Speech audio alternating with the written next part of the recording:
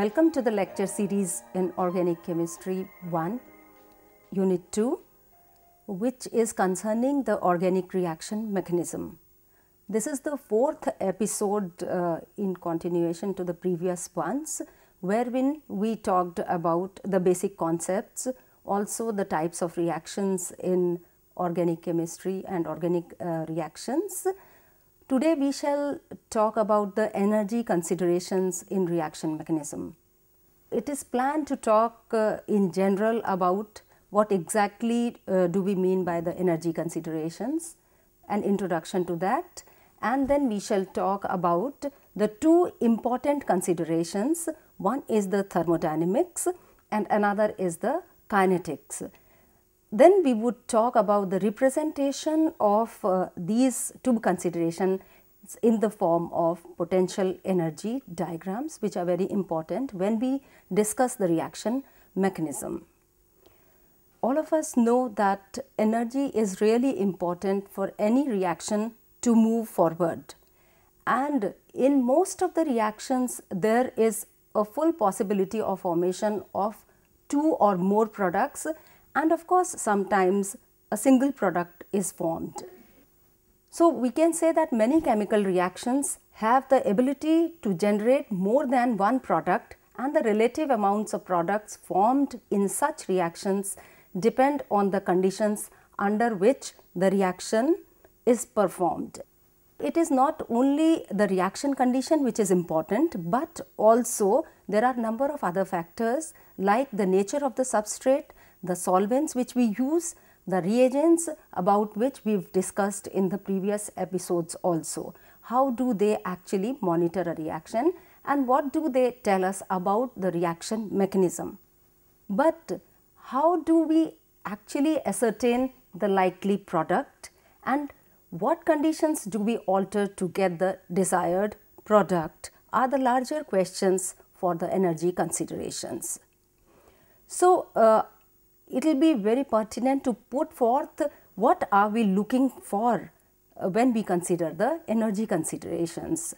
Well, the first question is, will the reaction take place or not, which is very obvious. We are never sure, and especially for organic compounds which are generally not very reactive, there is always a probability of doubt of the formation of the product. And if the product is formed, then how much is the product formed also is very crucial, because most of the times we are looking for good yields. How fast would the product be formed?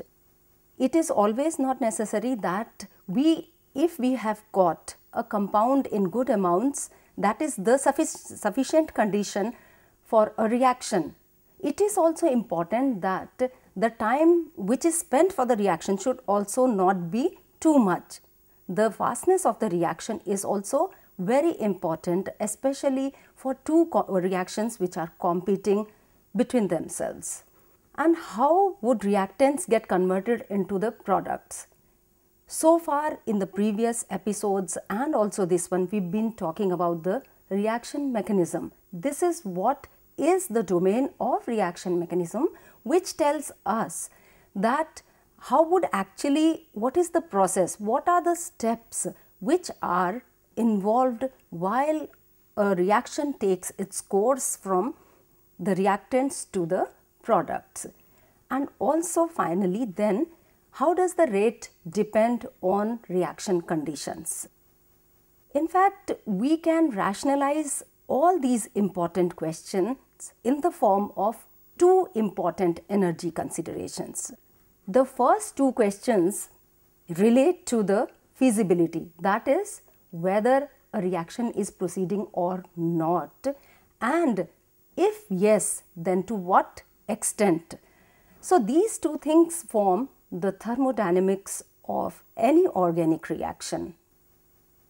Also, how fast the reaction is moving and what is the mechanism.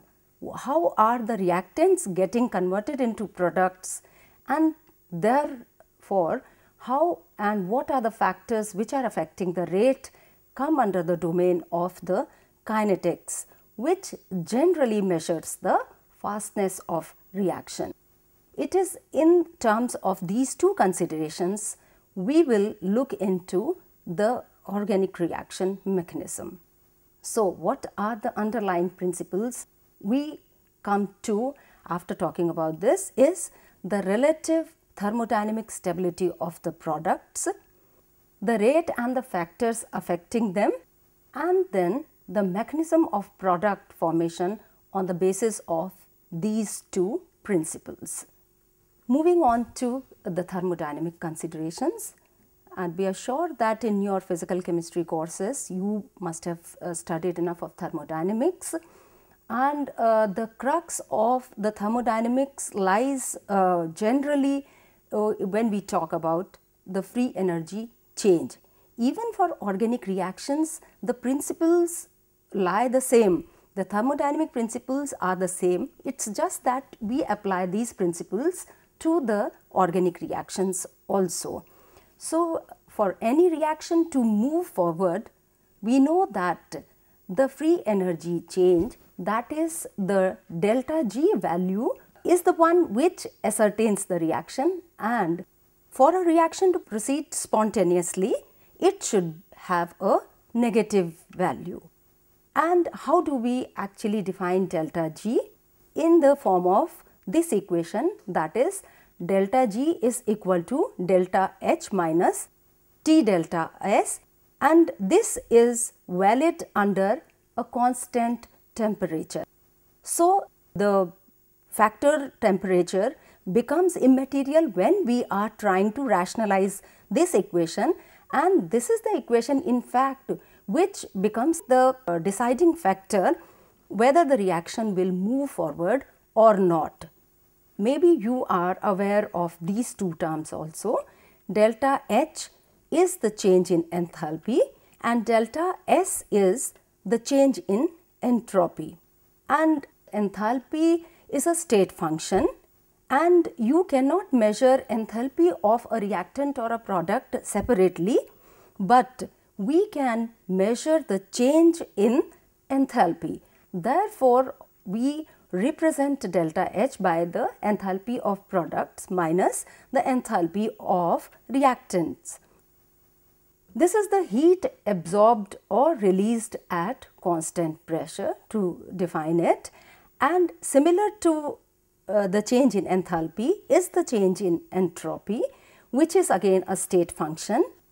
That is, you cannot measure the entropy of the reactant or the product, but the change in entropy can be measured, and generally it is defined as a change in energy dispersal or disorderliness. For a reaction to move forward or for the feasibility of the reaction, the thermodynamics states that entropy should have a positive value, that is, any randomness or disorderliness will give rise to a feasible reaction, and delta H should be negative. So, we need to really rationalize the equation delta G is equal to delta H minus T delta S a little more. If delta G has to be negative, which we said for the spontaneity of the reaction, for the reaction to move automatically or move forward, delta G should be negative, and the for delta G to be negative, we should have a value of delta H negative and value of delta S positive. So, this will be the condition which will be the most desired in most of the reactions. But what may happen if delta S is negative? That is, instead of disorderliness, we are getting orderliness in products and less randomness. We can say that if delta S is negative, but delta H is negative enough to overpower this term, still the reaction will be feasible. The reaction will move in the forward direction. Okay, the other condition could be that we may have a delta S positive, but delta H positive. What will happen in this case? In such cases also the reaction may move forward, but then delta S should be highly positive, so that again this term will have a negative value much more than the positive value of delta H. So, when delta G is negative, there could be two possibilities. One is that delta H is highly negative, and we call such reactions as exothermic reactions, where the energy would be released, and delta S could be positive or negative also. But because delta H is highly negative, the reaction gets driven to the forward direction, and we call such reactions as enthalpy driven. Enthalpy driven because enthalpy change becomes the driving force in taking the reaction to the forward direction. Well, the other possibility is that delta H is positive, that is in the case of endothermic reactions which proceed by absorption of energy, and delta S may be highly positive, that the products show a lot of randomness. This type of reaction is driven by entropy. Entropy becomes the most driving force, the best driving force in such reactions. For the reaction to go completion, we call such reactions as entropy driven. We take an example. When one pentene cleaves into ethene and propene, the process is endothermic. This is an experimental fact which has been established by doing this experiment. One pentene is splitting into two alkenes, and this reaction is endothermic because we can see that there is a lot of energy is absorbed. The entropy of the reaction is increasing, the disorderliness or the randomness, because of existence of two molecules instead of one. So, this reaction, in spite of its being endothermic, gets driven in the forward direction. It becomes feasible. What happens in an opposite case? That is when two of the molecules combine to give one molecule. For a reaction of ethylene with hydrochloric acid to give chloroethane, the reaction is exothermic. Again, of course, established by experiments, this reaction is exothermic, yet the decrease in entropy makes the conditions unfavorable. The reaction is exothermic, that means we have delta H negative. But what are we observing? That the two molecules which had more randomness, more disorderliness, get converted into one molecule. That means there is more orderliness or less randomness. The reaction, in spite of being exothermic, becomes unfavorable to proceed in the forward direction. But there is a point to make, that it is not always that the thermodynamic considerations alone decide whether a reaction is feasible or not. They are important, but there is something else which comes into picture besides this.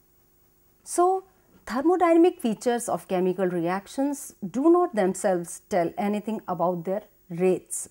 We are not sure. They may be telling about the feasibility and the extent, but nothing about the speed of the reaction. So, during the combined process of bond making and bond breaking, you would recall from your previous episodes that we talked about heterolysis, homolysis, and the happening of the reactions by ways of bond making and bond breaking. And also we told the whole reaction mechanism actually goes in steps, and that is what we mean by reaction mechanism. We come to know of the various steps by which a reaction goes to completion from reactants to products, and in between there is formation of intermediates or the transition states. So, the transition states which occur during the course of a reaction are supposed to be the states of very high energy. And here comes a factor besides the thermodynamics which becomes deciding for the feasibility or for the rates of the reaction. the energy input required to raise the energy of the starting compounds to that of the transition state is called the activation energy. We represent it by EA, the energy barrier of a reaction. So, activation energy is another important factor when we talk of the energy considerations during organic reactions, and we've said that the rate of chemical reaction depends on the activation energy, but to cross the activation energy barrier is the most crucial part of any reaction. Where do and how do the molecules get this energy? To cross that activation energy barrier is the question to be seen. The molecules also collide amongst themselves, and due to these collisions there is more kinetic energy amongst the molecules and more probability of the molecules to break this activation energy barrier to lead to the products. And in fact, this activation energy and all those such considerations lead to our second consideration while we are studying this. We call it as the kinetics or the kinetic aspect of organic reactions. The kinetics of any reaction is governed by the rate law, because kinetics is the one which tells about the rate or the speed of a reaction. So, it is important to see what do we mean by the rate law. The rate law can, for a general reaction, be represented in a number of ways. We have put only one way of stating the rate law, wherein we take a general reaction like A plus B giving products. We will see that the rate can be stated in the form of rate of change of concentration of A with time, or rate of change of B again with time, and of course, it could be rationalized in terms of rate of change in the concentration of products with time. But obvious that the concentration of A and B over the period of time would diminish, and the rate, the amount or the concentration of products with increase with time.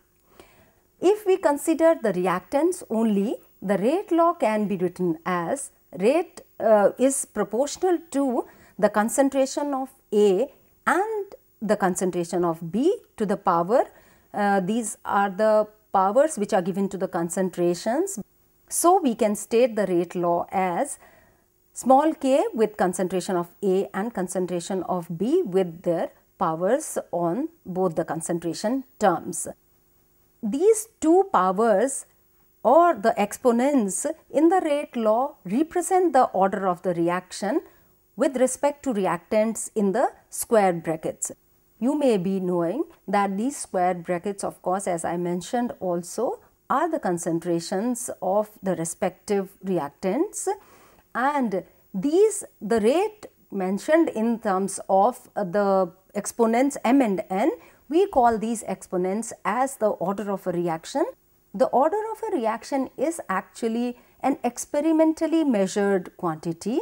It is not only the number of molecules which are participating. The kinetics of any reaction and also the activation energy of the reaction can be rationalized by considering two important theories of kinetics, which we call as the collision theory and the transition state theory.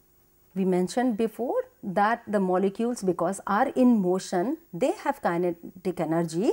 So, they are continuously colliding with each other. We have to see that what does it lead to. What does the collision theory say?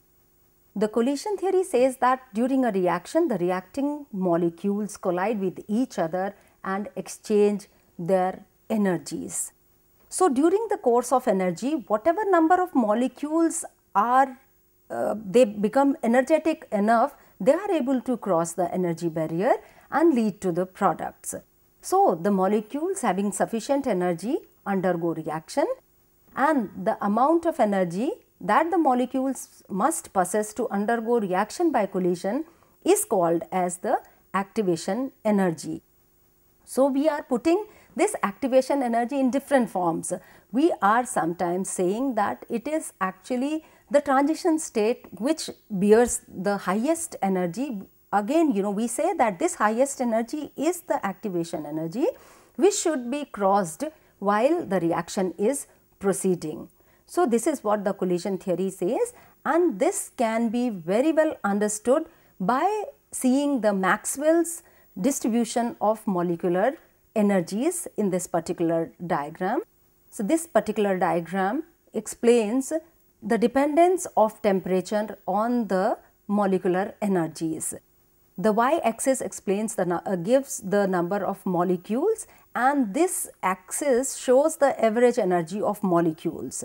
As you can see, when the temperature is low at T1 temperature, we have some molecules which possess activation energy. When we increase the temperature, we would notice that this curve shifts a little more, and we have more number of molecules which possess higher activation energy. So, this is the fraction of molecules actually with greater energy than the activation energy. What will it mean is that on increasing temperature, we have more number of molecules which will possess energy enough to cross the activation energy barrier. So, we can conclude that increase in temperature increases the rate. What does the transition state theory say?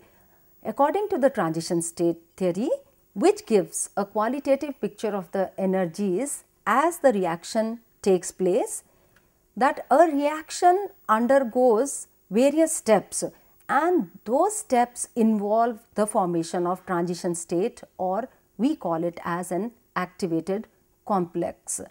Transition state is the state of maximum free energy, as was mentioned earlier also, and the reaction to give products, the reactants must cross this energy barrier. The theories which have been mentioned as the kinetic theories, that is the collision and the transition state theory, can be understood well by drawing their potential energy diagrams. The potential energy diagrams represent the energy changes in the course of a reaction, that is when the reactant molecules react to form the products. So, this y-axis here represents the potential energy, which is actually an equivalent of in a way the enthalpy, and the x-axis shows the reaction coordinate. The reaction coordinate means which states the course of the reaction. So, the reactants may be at any state of energy, and when they proceed through the reaction, the transition state has the maximum energy, and we call this energy as the activation energy of the particular reaction. When the reactants are forming products, they are always lower in energy as compared to reactants, then only the reaction proceeds in forward direction.